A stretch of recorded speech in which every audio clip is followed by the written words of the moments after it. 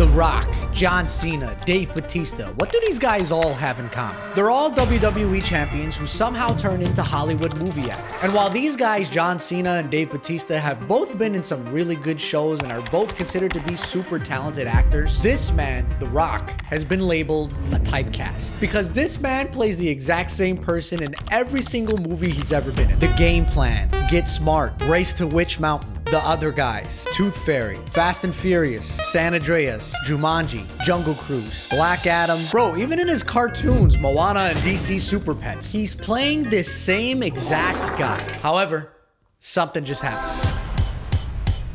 When I seen the trailer for Benny Safdie's newest movie called The Smashing Machine, I was thinking to myself, this guy's awfully familiar. Is that The Rock? Why does he look like that? And then I felt this overwhelming sensation of confliction where I don't like The Rock's movies, but I love Benny Safdie, and this just looks really good. And not only that, but I also thought to myself, even though Dwayne "The Rock" Johnson is literally playing a wrestler in a movie, he actually looks like he's acting. It's not just another movie to help establish and build his Rock Empire brand. No, my friends, for the first time in our lives, we're gonna see Dwayne Johnson actually act. But first, how the heck did we even get to this point? How did Dwayne Johnson go from a WWE wrestler to now not only one of the richest people in Hollywood, but also working with one of the best directors and writers in Hollywood right now? Well, it actually started on the football field. Yep, The Rock was a football player, a 6'5", 253-pound defensive tackle for the Miami Hurricanes in 1991. But the problem was he was on the same exact team as Warren Sapp, who would later end up in the Pro Football Hall of Fame. So in 4 years, the guy only got about 4 sacks, 77 tackles. So after he graduated and didn't get drafted in the NFL, he tried to make a career in Canada in the Canadian Football League. But then 2 months after he got signed, they cut him from the team. And this is one of the darkest moments in his life. The number one goal was to play in the NFL, the National Football League, and that did not happen for me. That was hard. That was a hard kick in the gut. And the dream didn't come true. I didn't get any offers, nothing. When I was cut from there, my dad had to come pick me up. I got a phone call from the head coach of the team who cut me. He called me and he said, "Hey, I know we cut you, but I'd like you to come back." I said, "Okay, I appreciate that, coach. Thank you very much." I hung up the phone, and my dad said, "You gonna do it, right?" I said, "No, I don't think so." I said, "My gut tells me I'm done." He said, "What are you gonna do?" Now it's 1996, and Dwayne Johnson becomes a professional wrestler just like his father, Rocky Johnson, by joining the WWF. And he struggled there for a couple years, but it wasn't until 1998, after changing his wrestling names and personas a couple of times, he finally struck gold with The Rock.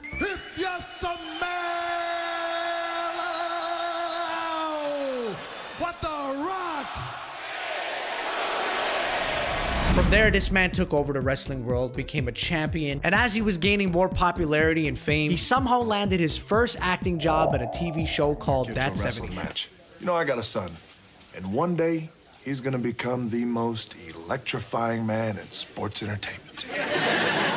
And then a few years later, he showed up as the Scorpion King in The Mummy Returns. And for some reason, the studios loved this ugly thing so much that they gave it a spin-off. So he reprised his role and got his own movie called Scorpion King, where he got paid $5.5 million, making the Guinness Book of World Records for the highest paid salary for a first-time leading actor. Hey, Rock.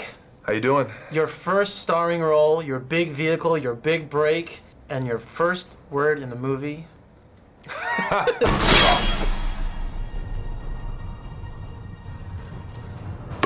And then this man's face was everywhere. It felt like every year he was in some kind of big box office movie. And just from the 2010s alone, Dwayne Johnson's movies grossed over $10.6 billion.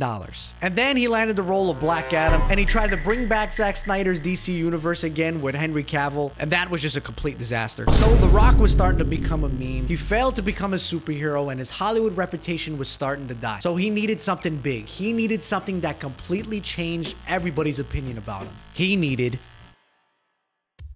The Smashing Machine is a biography movie about Mark Kerr, who was one of the first extremely talented and ripped UFC fighters. And this film was written, directed, produced, and edited by one man, Benny Safdie. And when I was fully reclined in my movie theater chair and I seen Benny Safdie's name come up 10 times in the opening credit, I had to put my seat back up and just lock in. I just couldn't believe that one man did all of this. That's freaking insane. I mean, just the fact that this guy edited the movie blows my freaking mind. I honestly never seen that done before at this type of quality of cinema. But honestly, forget all that. This guy took a major critical risk making Dwayne "The Rock" Johnson the star of this film. Because even though him and his brother Josh done some amazing things like Good Time and Uncut Gems, and both of them are basically like the modern day version of Scorsese or David Fincher, putting a man in your movie that's literally a walking meme. This man's one eyebrow haunts people in their dreams. And talent-wise, if I was to show you clips from all of his movies, you wouldn't be able to guess which movie is which. Like, I can literally switch the logos from one of these movies to the other, and it would literally still look like he's playing the same role in the same movie. So for your first solo debut film without your brother helping you, that you had to produce, write, direct, and now edit, critically, that was a big risk because sure, Dwayne "The Rock" Johnson makes billions of dollars in the movies, but before this, he was not known as a talented actor. But let me tell you something, man. Benny Safdie seen something in this guy that no one else seen. Because it turns out The Rock is not just an actor, but he's a freaking good actor. All the man needed was a good role where he doesn't play himself and he's actually someone else. Honestly, there were some points in this movie where I completely forgot it was Dwayne Johnson. It was only when he smiled and I was like, oh, there's The Rock. There he goes. Also, towards the end, he shaves his head and it just looks like The Rock at that point. I was so impressed that I came home and pulled up some clips of Mark Kerr just to see what this guy really acts like, and he freaking nailed it, man. Not only was The Rock good, but Emily Blunt was absolutely gorgeous in this movie. She absolutely crushed this role. Even Ryan Bader was a great actor somehow, and he's a real-life MMA fighter. And just seeing the world of UFC and mixed martial arts fighting back in the day, where the boys had to fly all the way out to Japan just to make a couple of $1,000s, risking their life in the ring, freaking killing each other like wild animals, just to take home some checks that were so low they probably could have made the same money working Uber just as hard. To me, that freaking sucks, man. And I'm so happy that Benny Safdie made this movie, not only to give The Rock the recognition he deserves for his acting talent, but giving Mark Kerr the recognition he deserves for being one of the best to ever do it and not get really any money or fame or nothing really close to what all these new UFC guys are getting today. So even though I'm gonna grade this movie a solid A and highly recommend that you go see it in theaters, what's the deal with The Rock? Is this guy gonna start leaning more towards his serious, raw acting talent now? I mean, I don't really know, because he's gonna be a live-action Maui in the Moana remake that they're making for some reason, but he's also gonna be in a Martin Scorsese movie with Leonardo DiCaprio and Emily Blunt. So if you ask me, I think The Rock is always gonna be The Rock. He's never gonna let that brand and character die. But after only doing just one serious role to then now land a Martin Scorsese role with Leonardo DiCaprio only a year later, then I think it's safe to say that The Rock just proved everybody wrong.